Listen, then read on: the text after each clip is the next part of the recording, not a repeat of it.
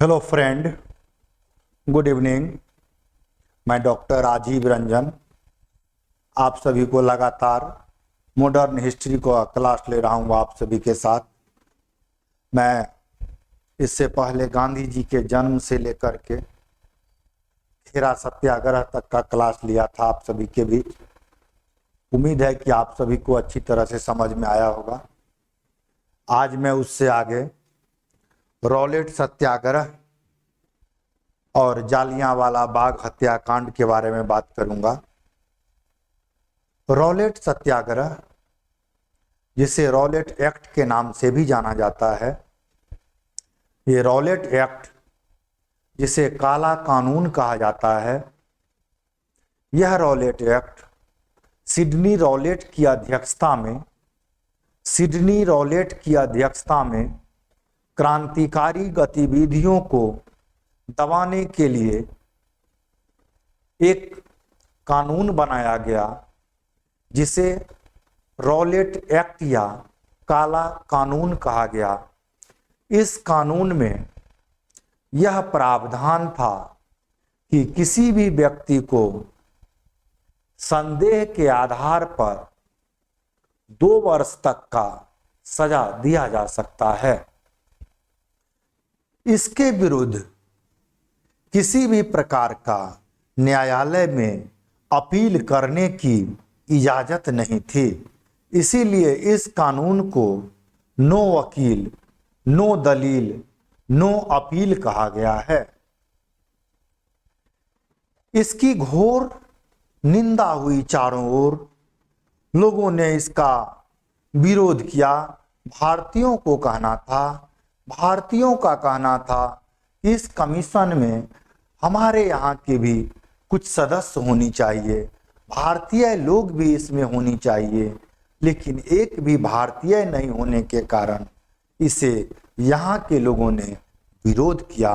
दूसरा, इस नियम में नो वकील, नो दलील, नो अपील का प्रावधान था, इसलिए भी लोगों ने इसका विरोध किया। तो आइए मैं पीपीटी के माध्यम से आप सभी को बारी बारी से इसके संबंध में बताता हूं। 1917 में सिडनी रॉलेट की अध्यक्षता में एक आयोग बना, जिसका उद्देश्य राष्ट्रीय और क्रांतिकारी गतिविधियों को रोकना था।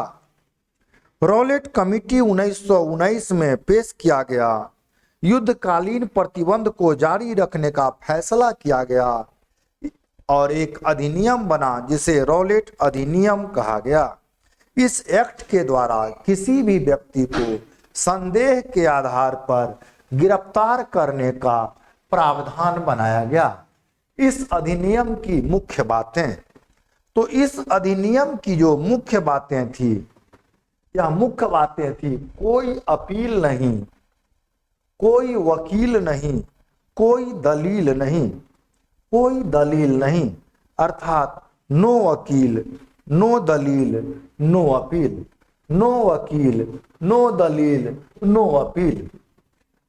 मदन मोहन मालवीय और मोहम्मद अली जिन्ना ने इस एक्ट के विरोध में केंद्रीय व्यवस्थापिका सभा से त्याग पत्र दे दिया, किंतु इन संवैधानिक प्रतिरोधों का कोई असर नहीं हुआ।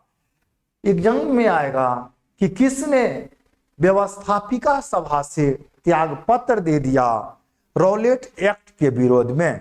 तो ये विरोध में त्याग पत्र देने वाले थे मदन मोहन मालवीय और मोहम्मद अली जिन्ना। मदन मोहन मालवीय और मोहम्मद अली जिन्ना। एक्ट के खिलाफ गांधी जी ने सत्याग्रह किया, जो रॉलेट सत्याग्रह के नाम से चर्चित है। इसके अंतर्गत देशव्यापी हड़ताल और प्रार्थना सभाएं पूरे देश में आयोजित की गई। गांधी जी ने अखिल भारतीय सत्याग्रह की तिथि 6 अप्रैल 1919 को रखा था। यह प्रारंभ में 30 मार्च 1919 था, जिसे बढ़ाकर 6 अप्रैल 1919 किया गया। 6 अप्रैल 1919 किया गया।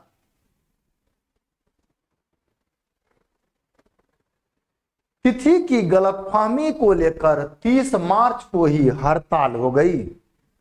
श्रद्धानंद ने जामा मस्जिद में भाषण दिया, जहां दोनों समुदाय के लोगों ने श्रद्धानंद का पांव छुआ। ये श्रद्धानंद किसान आंदोलन के नेता थे और एक सत्याग्रही भी थे, जिन्हें दोनों समुदाय के लोगों ने इज्जत दिया, हिंदू मुस्लिम दोनों ने। पंजाब में 13 अप्रैल 1919 को जालियांवाला बाग की घटना हुई। पंजाब में 13 अप्रैल 1919 को जालियांवाला बाग की घटना हुई। अमृतसर के जालियांवाला बाग में बैसाखी के दिन सैफुद्दीन किचलू और डॉक्टर सत्यपाल की गिरफ्तारी के विरोध में सभा हो रही थी।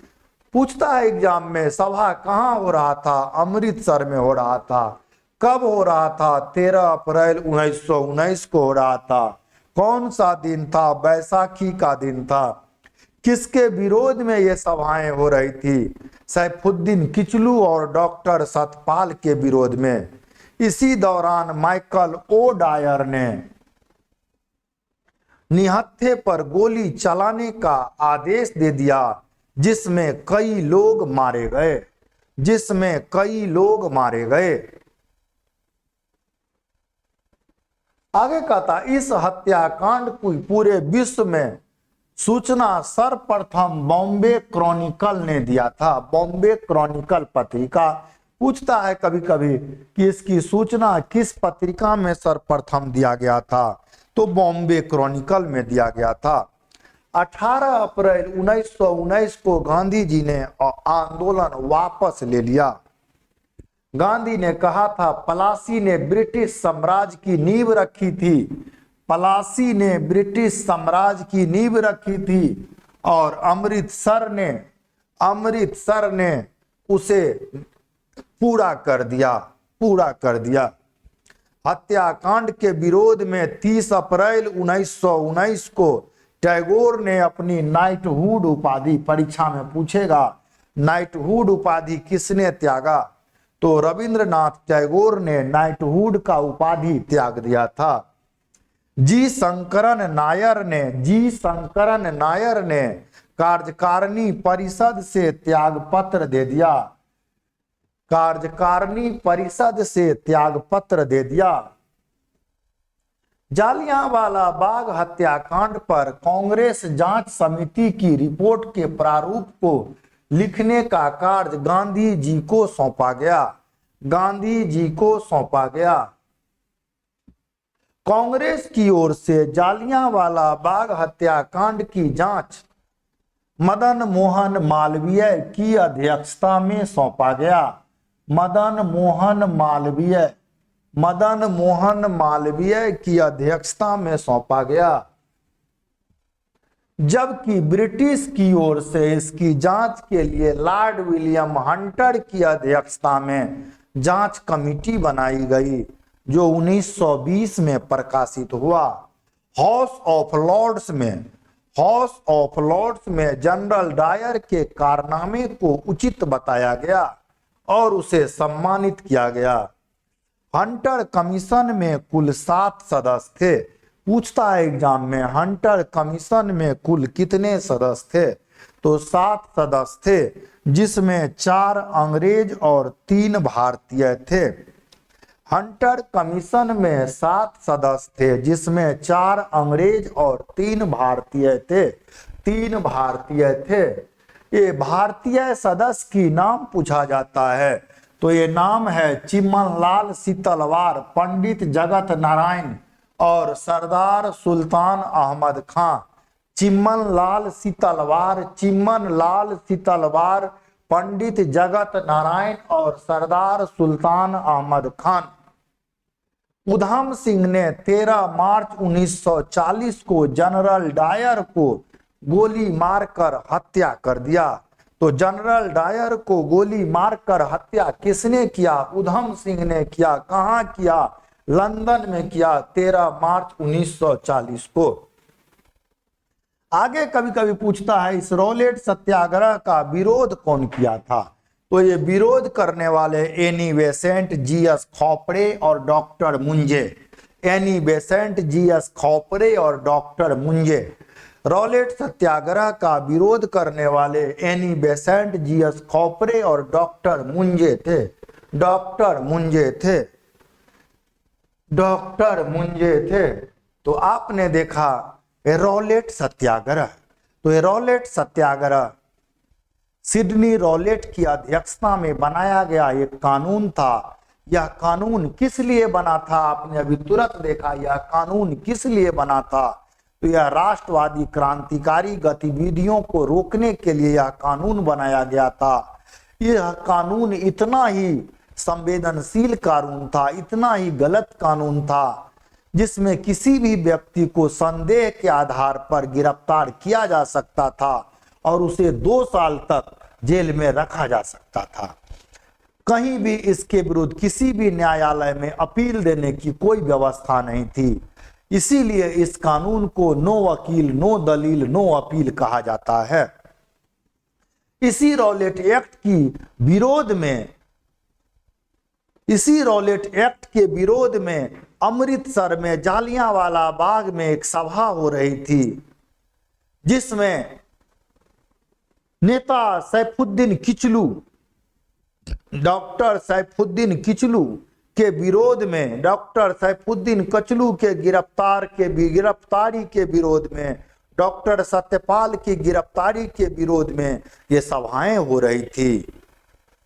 और इसी होते हुए सभा में, चालू सभा में जनरल डायर ने चारों ओर से घेर कर निहत्थों पर गोली चलवा दिया। ऐसा माना जाता है कि सरकारी आंकड़ा के अनुसार लगभग 379 लोग इसमें मारे गए।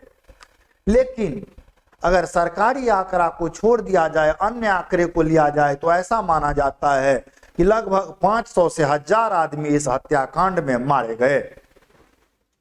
इस हत्याकांड की काफी भत्सरना चारों ओर की गई, चारों ओर इसकी जो है काफी खिल्लियां उड़ाई गई।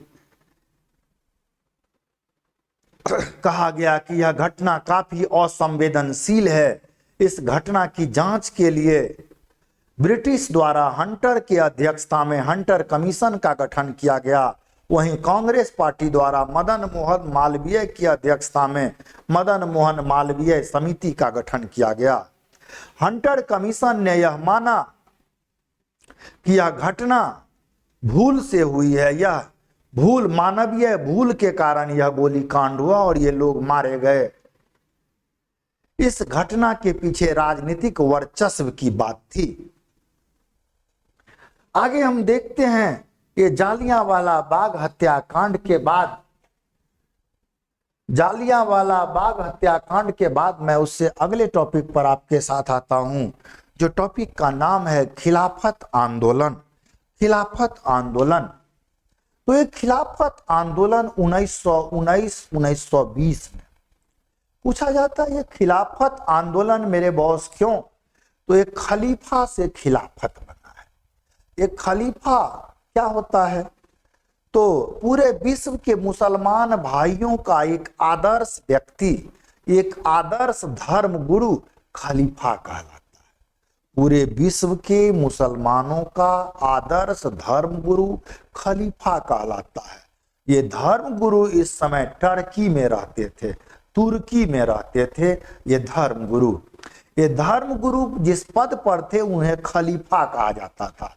इस पद को खलीफा कहा जाता था। ब्रिटिश सरकार ने यह मन बना लिया कि यह खलीफा के पद को ही समाप्त कर दिया जाए। लेकिन प्रथम विश्व युद्ध के दौरान इन्होंने भारतीय मुस्लिमों से वादा किया था कि मैं भारतीय मुसलमानों का कभी भी अहित नहीं करूंगा। तो इस मुद्दे पर भारतीय मुसलमानों ने कहा कि आप जो खलीफा का पद समाप्त करना चाहते हैं, यह खलीफा का पद मेरे यहाँ से भी जुड़ा हुआ है, भारत के मुसलमानों से भी जुड़ा रहा है। जिस तरह से खलीफा का पद पूरे विश्व के मुसलमानों से जुड़ा हुआ है, उस तरह से भारतीय मुसलमानों से भी जुड़ा हुआ है। इसीलिए प्लीज इस खलीफा के पद को समाप्त न किया जाए। लेकिन ब्रिटिश सरकार ने किसी प्रकार का इनके विचार पर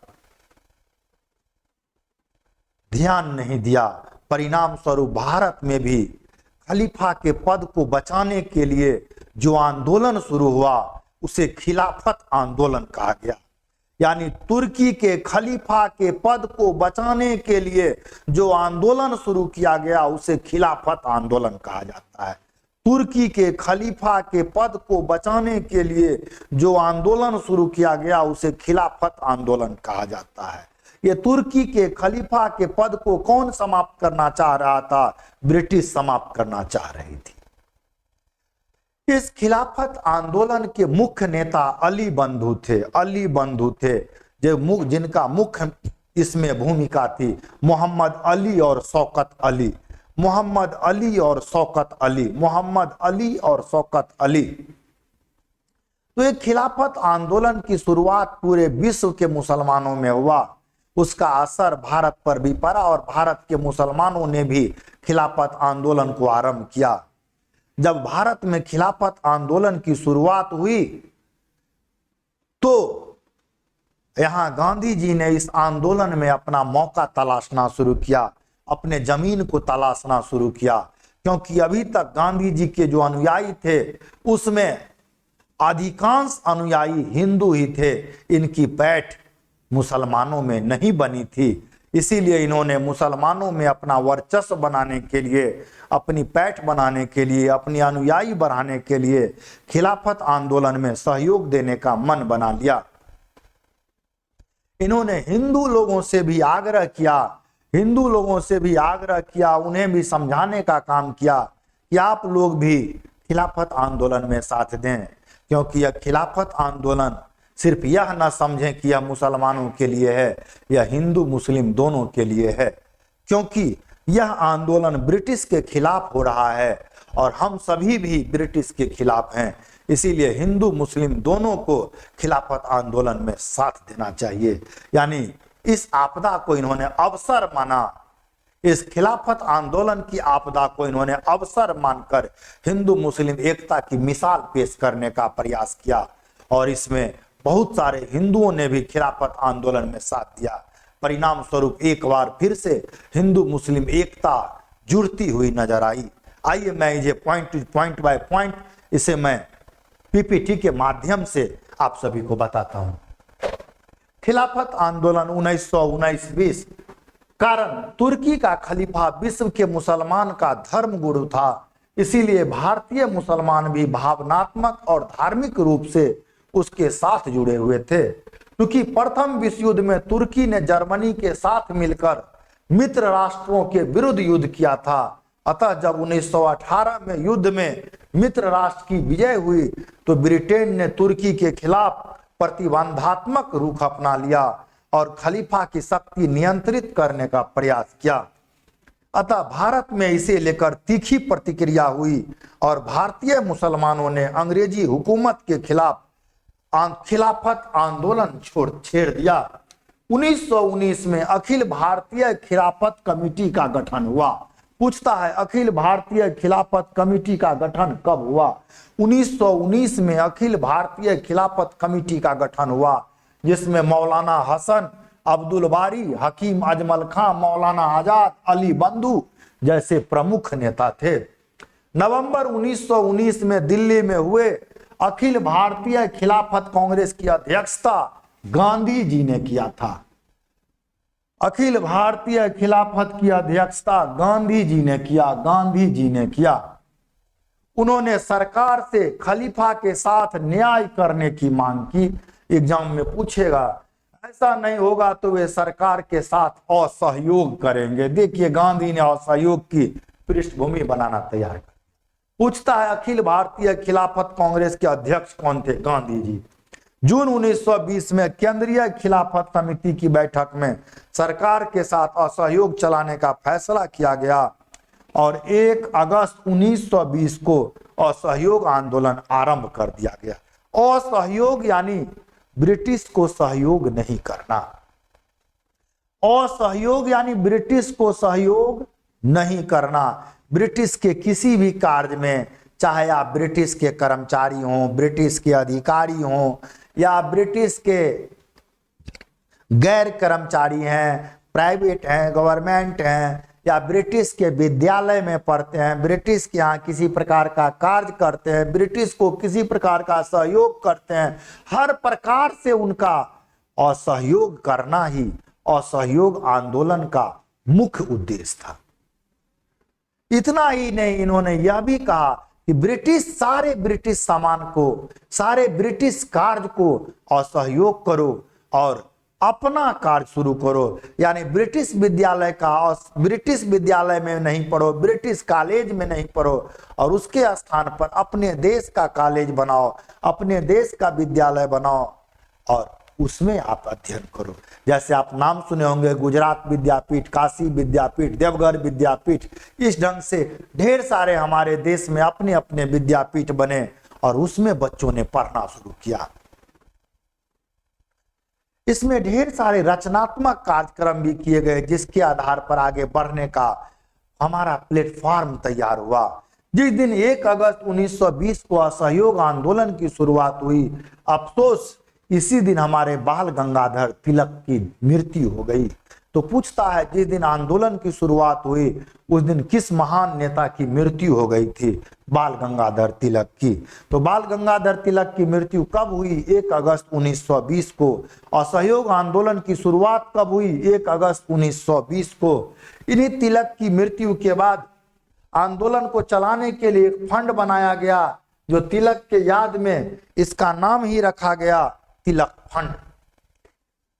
आगे चलकर खिलाफत आंदोलन असहयोग आंदोलन से जुड़ गया और मुस्तफा कमाल पाशा ने खलीफा के पद को ही समाप्त कर दिया।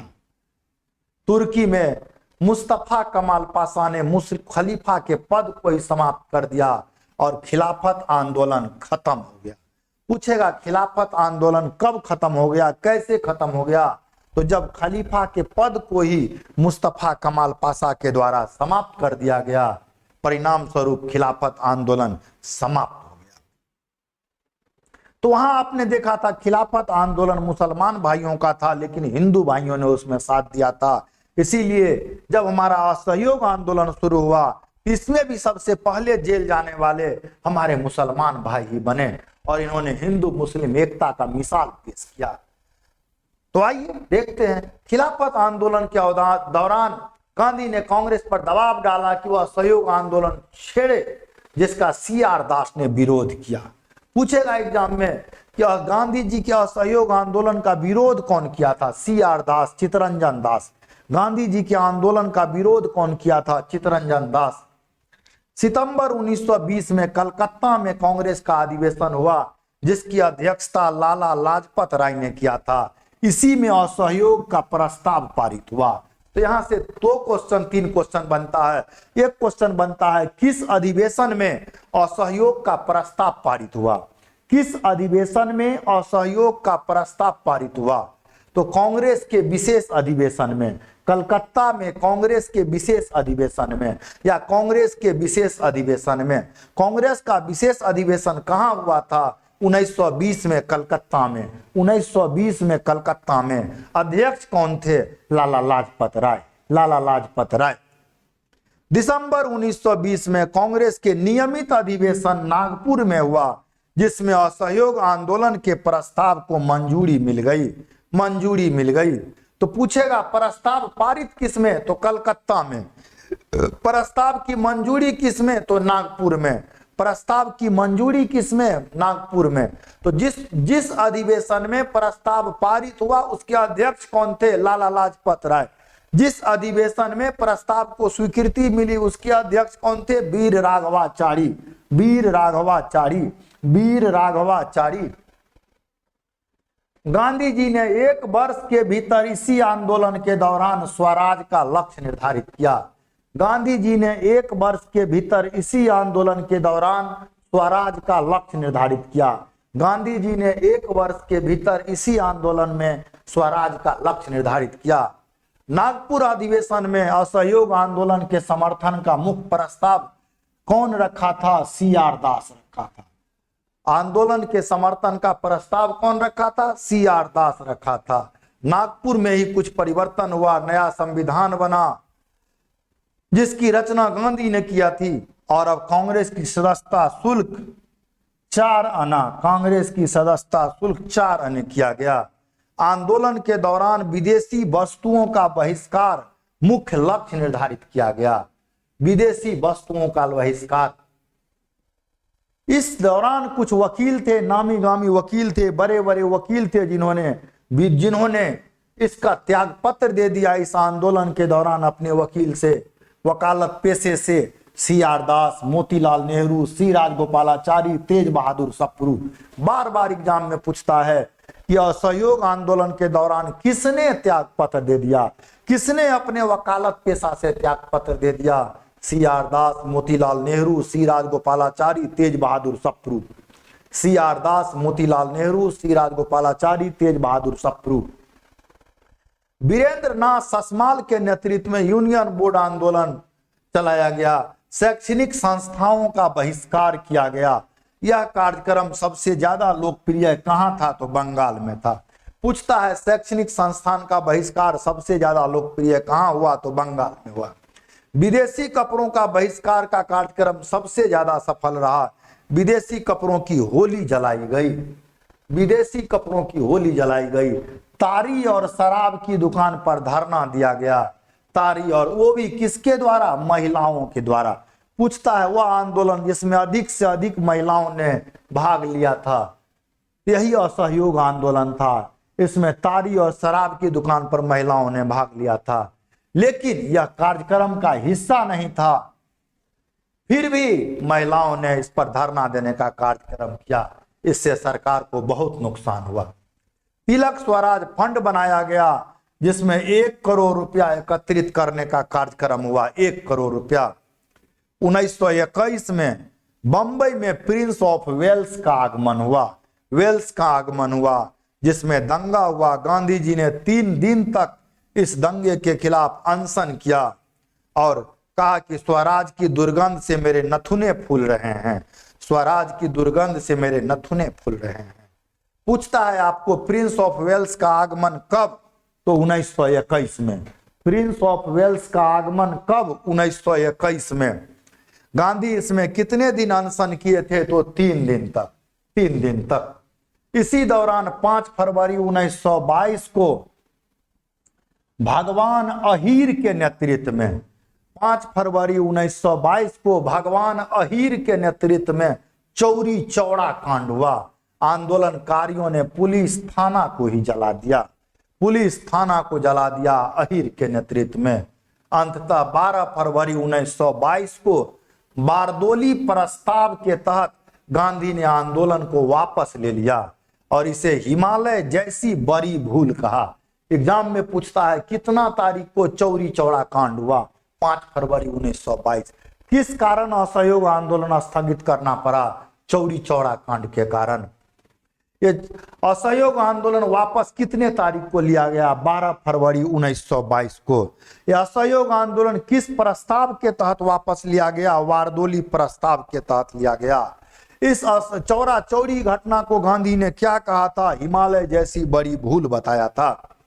बाल गंगाधर तिलक ऐसे नेता थे जो असहयोग आंदोलन में भाग लिए थे।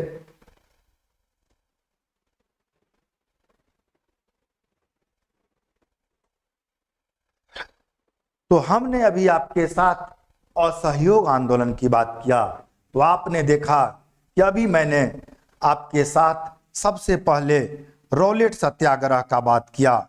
हमने आपके साथ सबसे पहले रॉलेट सत्याग्रह का बात किया। रॉलेट सत्याग्रह के बाद हमने आपके साथ जालियांवाला बाग नरसंहार का बात किया। रॉलेट सत्याग्रह के बाद हमने जालियांवाला बाग नरसंहार का बात किया। जालियांवाला बाग घटना के बाद हमने आपके साथ खिलाफत आंदोलन का बात किया। खिलाफत आंदोलन का बात किया और खिलाफत आंदोलन के बाद हमने असहयोग आंदोलन का बात किया। खिलाफत आंदोलन के बाद हमने आपके साथ असहयोग आंदोलन का बात किया। तो आइए आज हम आपके साथ यहीं तक हैं। फिर अगले वीडियो में मैं इसके बाद आगे असहयोग आंदोलन के बाद की घटना पर आपके साथ